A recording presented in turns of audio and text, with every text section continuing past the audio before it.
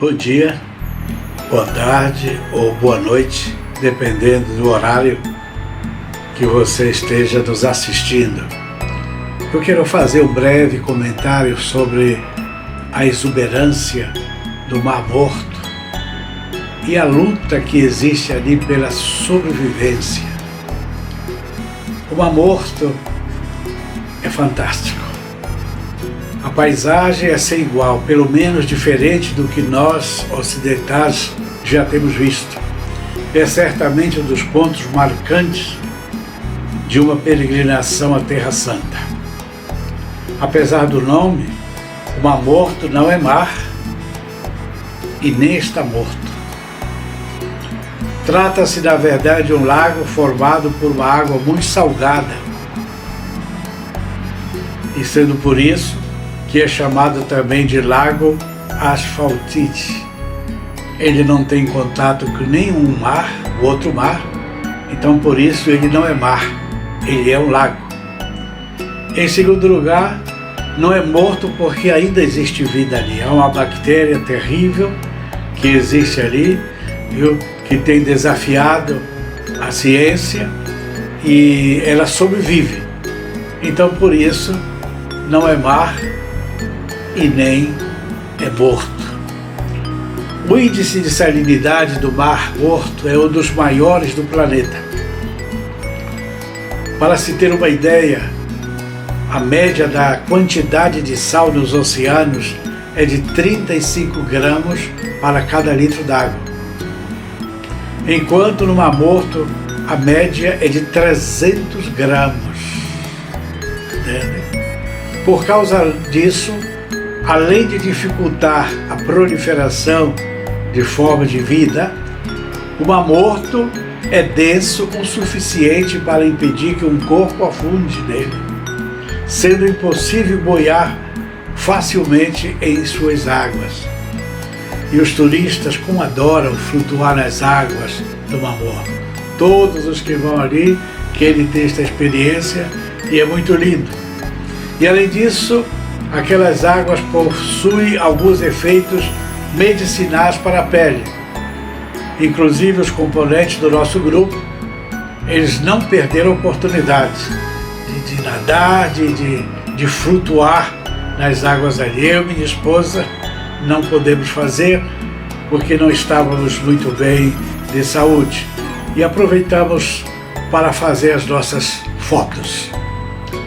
O Mar Morto está localizado entre os territórios de Israel, Palestina e Jordânia, entre esses três países. E ele é alimentado principalmente pelo Rio Jordão. Sua área é de 1.020 km². Antigamente tinha 82 km de extensão. Lamentavelmente, hoje não há mais do que 50 km a extensão total do Mar Morto. E a largura era de 18 km, também reduziu consideravelmente. A elevada salinidade de suas águas deve-se às condições químicas e geográficas. Sua localização é em uma área com clima bastante seco, semiárido ao norte e desértico ao sul, fazendo com que as águas evaporem muito rapidamente, conservando os minerais que nelas se encontravam. Outro fator é a elevada profundidade, cerca de 400 metros abaixo do nível do mar Mediterrâneo. É a depressão mais profunda do planeta, o que favorece o escoamento de sedimentos minerais, entre eles os elementos químicos responsáveis por salgar o lago. Ao visitar aquela região, não podemos esquecer também o contexto histórico. Logo no norte do Mar Morto está a cidade de Jericó. Em algum lugar, talvez na costa do sudeste, estariam as cidades mencionadas no livro do Gênesis, que disse terem sido destruídas na época de Abraão: Sodoma e Gomorra. Gênesis capítulo 18 está uma narrativa a respeito dessas cidades que desapareceram. E outras 3 cidades mais, Adimá, Zeboim e Zoar. Deuteronômio 29, 23. Zoar, a Bíblia diz que escapou da destruição quando Ló, o sobrinho de Abraão, escapou para Zoar a partir de Sodoma. Gênesis 19, 21 e 22. Antes da destruição, o Mar Morto era um vale cheio de poços de betume naturais, que era chamado de o Vale de Sidim. Em Ezequiel 47, 8 e 9, há uma profecia específica que diz que o mar vai ser curado e feito fresco, tornando-se um lago normal capaz de suportar a vida marinha. Uma outra profecia semelhante é indicada em Zacarias, capítulo 14, verso 8, que diz que as águas vivas sairão de Jerusalém, e metades dela para o mar oriental, provavelmente o Mar Morto, e metade para o mar ocidental, que é o Mediterrâneo. Infelizmente, o Mar Morto está literalmente morrendo. Mais de 300 anos antes de Cristo, o filósofo grego Aristóteles se espantou ao descobrir que nada afundava ali naquele lago. Até hoje o mundo inteiro quer boiar nas águas calmas e cristalinas que já foram cenário para muitas histórias. Muita gente fina do passado e de agora foi e estão indo se sujar na lama, aquela lama negra que existe ali nas margens do lago. Então vão se lamear, porque eles crêem nos benefícios para a saúde, para a pele que existe naquela lama. E a história diz que até mesmo Cleópatra, a rainha do Antigo Egito, ela foi conhecer o Mar Morto, pensando nos benefícios dos minerais para a saúde dela. São concentrações altíssimas de magnésio, de potássio, de cálcio. Os tesouros que o Mar Morto vai pouco a pouco depositando às margens. Veja o que acontece, meus amigos, meus irmãos em Cristo, em uma das regiões mais secas do mundo. Ali são 3 países sedentos: Israel, Síria e Jordânia. Eles bebem grande parte da água que deveria repor a evaporação natural do Mar Morto. Desvia o Rio Jordão e outros afluentes, principalmente para irrigação. Retiram águas do próprio Mar Morto para indústrias de fertilizantes e represa a água rara das chuvas para levar para as usinas. Mas a água que escorre pelos desertos depois das chuvas fica tão salgada que precisa passar por um processo complicado de filtragem, de dessalinização. Ali no hotel, enquanto estávamos hospedados, eu li uma nota em uma revista que a Jordânia é um dos países mais pobres em termos de água. Por isso eles não desperdiçam nada de água por ali. O gerente de uma usina chamada Ibrahim, ele explica que a água que em qualquer outro país seria jogada fora, ali no seu país ela é filtrada de novo e reaproveitada. O sistema de tubos inverte o processo natural e separa o sal da água. Ele diz que a água que eles usam iria para o Mar Morto, mas ele se defende dizendo que as necessidades da população são maiores que as do Mar Morto. E assim, para matar a sede alheia, o grande lago vai encolhendo, recebendo menos da metade do que precisaria para sobreviver. O Mar Morto tem baixado 1,10 m por ano. A consequência deste esvaziamento do Mar Morto foi surpreendente. Começaram a surgir por todos os lados buracos gigantescos, grandes crateras, uma triste consequência da ação do homem sobre a natureza. Uma ambientalista que vive naquela região já há mais de 40 anos, ela comentou dizendo que viu pouco a pouco a praia que ela frequentava ser tomada pelos abismos, crateras gigantescas que simplesmente surgem em questão de segundos. Ela também relatou de que um hotel 5 estrelas muito grande que havia ali próximo aos outros, ainda ali existente, ele ruiu, ele foi destruído, porque essas crateras se aproximaram e destruíram completamente aquele hotel, que caiu dentro em uma daquelas crateras que não se viu nem os escombros sequer. Tudo desapareceu naquele lugar. Então é um lugar também perigoso. Quando o nível do mar Morto baixa, a água que vem das montanhas avança pelo subsolo e dissolve tudo que encontra pela frente. Surgem grandes buracos no interior da terra até que de repente o chão desaba, conta a ambientalista. Surgem buracos enormes e com às vezes mais de 20 metros de profundidade. No fim das contas, o que acontece é que os buracos vão se juntando e de novo forma-se um lago. Foi o que nós vimos ali. Tem o lago principal e nós vemos aquela infinidade de lagos pequenos que não havia antes, mas eles vão se formando exatamente por esta condição. Depois de meio século matando uma morto de sede, os governantes dos países da vizinhança finalmente acordaram. E o que parecia impossível aconteceu. Eles concordaram, israelenses, palestinos e jordanianos. Conseguiram fechar um acordo e vão usar a água do Mar Vermelho, numa extensão de 1.289 quilômetros.